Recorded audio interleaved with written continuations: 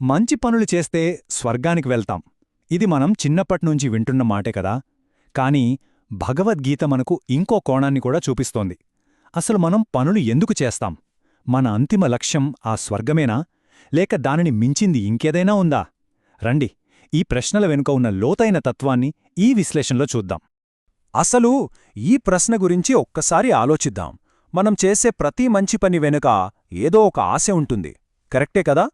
మరి ఆ ఆశ మనల్ని ఎక్కడికి తీసుకెళ్లాలి? కేవలం సుఖాలుండే స్వర్గానికా, లేక అంతకన్నా ఉన్నతమైన గమ్యానికి తీసుకెళ్లాలా?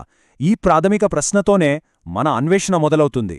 సరే, ఈ ప్రశ్నలకు సమాధానాలు వెతకడానికి మనం మన ప్రాచీన గ్రంథమైన భగవద్గీత దగ్గరికి వెళ్దాం. ఈ అద్భుతమైన గ్రంథం మన పనుల వెలుక ఉన్న ప్రేరణలను అర్థం చేసుకోవడానికి రెండు వేర్వేరు దారులను చూపిస్తుంది. అవేంటో ఇప్పుడు చూసేద్దాం. సరే, గీతలో చెప్పిన ఆ రెండు మార్గాల్లో మొదటి మార్గమేంటో చూద్దాం. గీతలో ఒక ప్రత్యేకమైన గ్రూప్ గురించి వర్ణించారు. వాళ్ళు వేదాలను ఎలా చూస్తారో, వాళ్ళ లక్ష్యాలు ఏంటో ఇప్పుడు చర్చిద్దాం. గీత ఏం చెబుతోందంటే, కొంతమంది ఉంటారు, వాళ్ళు వేదాలలోని కొన్ని అందమైన, ఆకర్షణీయమైన మాటలకే, అంటే పుష్పిత వాక్కులకే అట్రాక్ట్ అయిపోతారట. వీళ్ళు వేదాల అసలు సారాంశాన్ని పక్కన పెట్టేసి కేవలం కర్మకాండలు, అంటే యజ్ఞాలు, యాగాలు, వాటి వల్ల వచ్చే ఫలితాల మీదే మొత్తం దృష్టి పెడతారు. వాళ్ళ లాజిక్ చాలా సింపుల్గా ఉంటుంది తెలుసా? స్టెప్ బై స్టెప్ అన్నమాట. ముందుగా వేదాల్లో చెప్పినదాన్ని అక్షరాలా పాటిస్తారు. ఆ తర్వాత పెద్ద పెద్ద యజ్ఞాలు, యాగాలు చేస్తారు. దానివల్ల స్వర్గానికి వెళ్ళొచ్చని ఆశిస్తారు. ఇక చివరిగా అక్కడ అంతులేని భోగభాగ్యాలు అనుభవించాలని కలలు కంటారు. ఇదొక మెట్లధారిలాంటిది. ప్రతి మెట్టు వాళ్లను భౌతిక సుఖాల వైపే నడిపిస్తుంది. సరే, వాళ్ళు అంతలా కోరుకునే ఆ స్వర్గం, అదే వాళ్ల అల్టిమేట్ గోల్, దీని గురించి ఇప్పుడు ఇంకొంచెం వివరంగా చూద్దాం.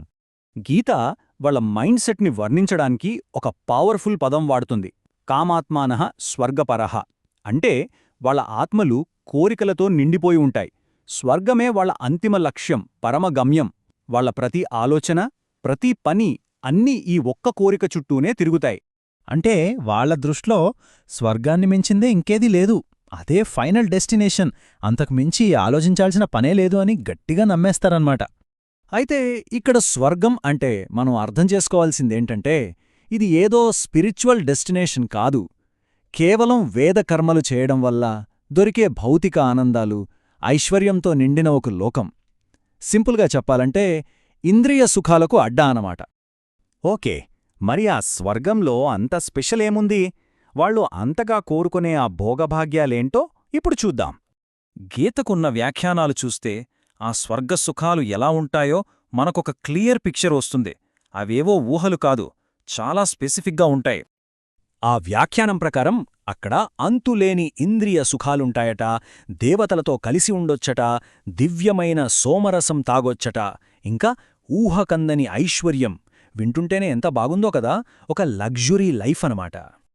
అయితే అసలు కథ ఇక్కడే మొదలవుతుంది. ఈ మార్గంలో ఒక పెద్ద కానీ ఉంది. గీత అసలైన విమర్శ ఏంటో ఇక్కడే మనకు అర్థమవుతుంది. కాని ఈ వాగ్దానాలన్నీ నిజంగా అంత గొప్పవా? వాటి వెనక ఉన్న అసలు నిజం వేరే ఉంది. అసలు పాయింట్ ఏంటంటే, ఈ స్వర్గసుఖాలు శాశ్వతం కానే కావు. అవి ఆధ్యాత్మికమైనవి, అంతకన్నా కావు. అవన్నీ కేవలం భౌతిక ప్రపంచానికి చెందినవి, టెంపరరీ అనమాట. అంటే పుణ్యం అయిపోగానే మళ్ళీ కిందకి, ఈ భూలోకంలోకి రావాల్సిందే. ఈ స్లైడ్ చూస్తే ఆ తేడా మనకు చాలా క్లియర్గా అర్థమవుతుంది. చూడండి, ఒకవైపు శాశ్వతమైన జ్ఞానముంది, అది ఆత్మకు సంబంధించింది, అది మనల్ని జనన మరణ చక్రం నుంచి బయటపడేస్తుంది. కాని ఇంకోవైపు ఈ తాత్కాలిక సుఖముంది, ఇది కేవలం ఇంద్రియాలకు సంబంధించింది, ఇది మళ్లీ మళ్లీ పుట్టేలా చేస్తుంది. అదొక ట్రాప్ లాంటిదన్నమాట. సో ఫైనల్గా గీత మనకు ఏం చెప్పాలనుకుంటోంది? అసలైన మార్గమేంటి? ఆ సూచనేంటో చూద్దాం. ఇక్కడ గీత చాలా క్లియర్గా చెబుతోంది, ఈ అందమైన మాటలు, ఈ పుష్పిత వాక్కులు కేవలం వివేకం లేని వాళ్లనే ఆకర్షిస్తాయి. అవి ఒక ఎరలాంటివి, అంతే. సో మనమిక్కడ గుర్తుపెట్టుకోవాల్సిన మెయిన్ పాయింట్ ఏంటంటే, తాత్కాలికమైన రిజల్ట్స్ మీద ఫోకస్ చేయడాన్ని గీత ఒప్పుకోవట్లేదు.